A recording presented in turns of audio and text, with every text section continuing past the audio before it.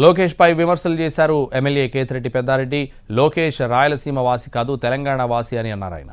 Red బుక్లో అన్ని ఖాళీ పేజీలే అన్నారు పెద్దారెడ్డి. టీడీపీ కండువా కప్పుకోగానే గుమ్మనూరు జయరాం పునీతుడయ్యాడా అని ప్రశ్నించారు.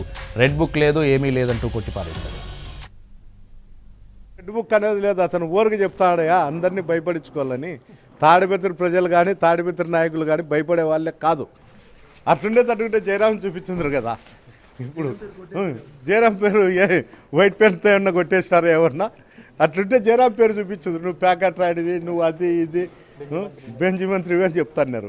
ఈరోజు ఆ పరిస్థితి లేదు కదా. ఇప్పుడు అంతా పునీతుడు అయినాడు. అప్పుడే ఎవరన్నా కానీ వాళ్ళ పార్టీ లేకపోతేనే పునీతులు అవుతారు, లేకపోతే బాగుంటారు.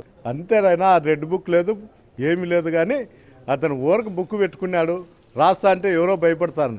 రాయలసీమ ప్రజలుగా రాయలసీమ నాయకులు ఎవడు భయపడేవాడు ఎవరు లేరు. నువ్వు మళ్ళా నువ్వు ఊరికి పేరుకే చెప్పుకోడానికి రాయలసీమ, నువ్వు తెలంగాణ వాసివి. తెలంగాణలో నీళ్ళు ఉన్నాయి, తెలంగాణలో నీ బిజినెస్ అంతా ఉంది. నువ్వు ఎప్పుడు ఎవరిని బెదిరించినా ఎవరు భయపడేవాళ్ళు ఇక్కడ ఎవరు లేరు. నీ రెడ్ బుక్లో అన్నీ తీసి మడిసి ఏడన్నా పెట్టుకో.